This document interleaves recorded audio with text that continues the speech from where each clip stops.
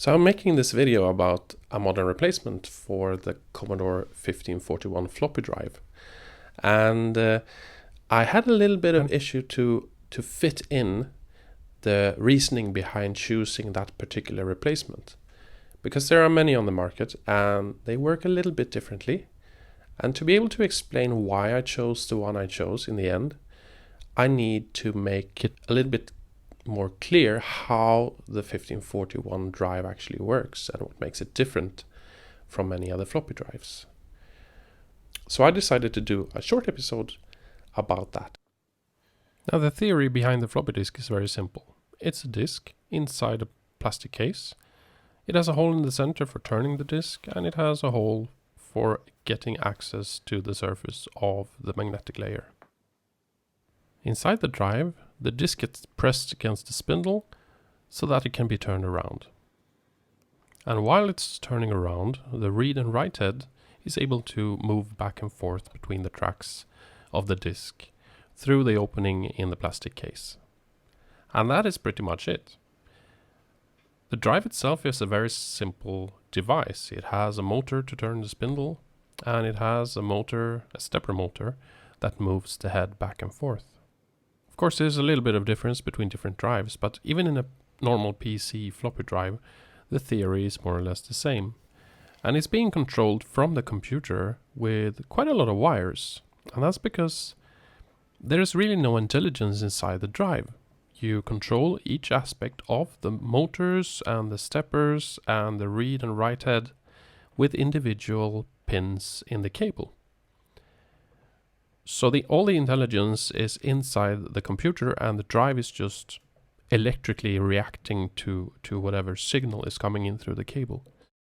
And the theory is exactly the same for any other floppy drive. We could, for example, look at the floppy drive for the Apple II, which is a lot older than the PC floppy drives, but behaves in exactly the same way. And it works by, well, in this case doesn't work, by using an analog card that converts the signals to and from the computer into the right analog levels for the magnetic head. And that's it. That's basically everything that is happening inside the drive. And if we look at the pinouts for the Apple II drive, we can see that there is a lot in common with the PC. The biggest difference is actually that the Apple II also has the power supply in the signal cable. And it uses a little bit different way to control the stepper motor. But otherwise, we have the same basic needs to read and write data, to enable the drive, to enable the motor, to read if the disk is write protected and so forth.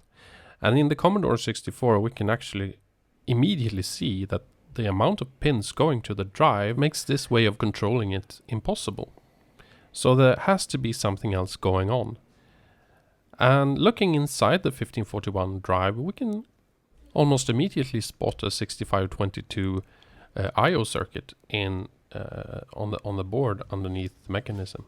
And next to it, the 6502 processor. And this is a 1 megahertz 8-bit computer hiding under the mechanism inside the 1541 drive. And on the Commodore 64, we see the port is called serial, which means that we're talking about quite high-level language being transmitted in this cable.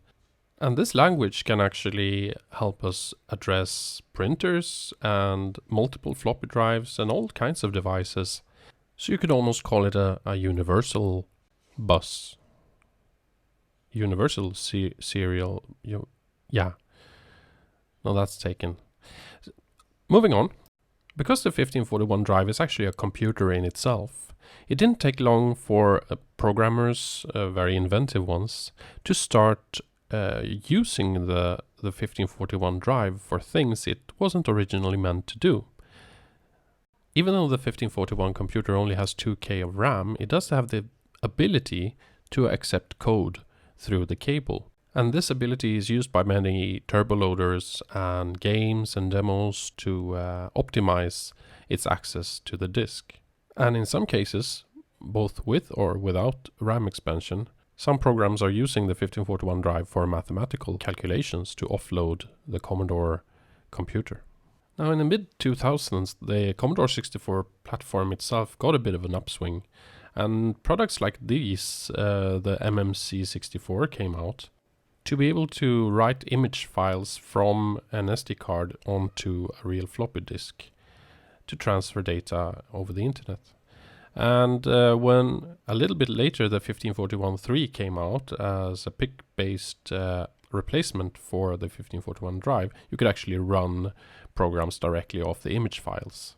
And many other projects sprung from that one. For example, the SD2IEC, which is the most modern one in the series of replacements that work by speaking the same language through the cable as the original 1541 drive. And this is good enough for most cases. But if the program you're running tries to make use of the 1541 computer in a more advanced way, these drive replacements can't run that code. It can probably, in some cases, it can detect the code if it can recognize it and start behaving as if that code was actually running on the drive. But it's impossible for this type of replacement to actually run that code. And you need a huge amount of workarounds just for a small segment of the most common code available that works in this way. So the answer is simple. Either you don't replace the 1541 or you make an entire software or hardware emulation of it. And the fanciest one working in this way, and probably the only device you will ever need, is the 1541 Ultimate. But the price range of those are a little bit above what I was going for. And there is actually another kid on the block, the Pi 1541.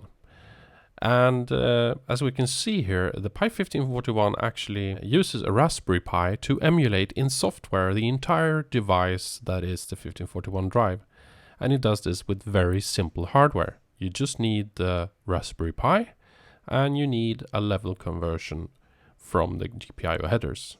So in the next episode, also a short one, we will look further into the Pi 1541 and we will build a hat for the Raspberry. So stay tuned, subscribe, and I'll see you later.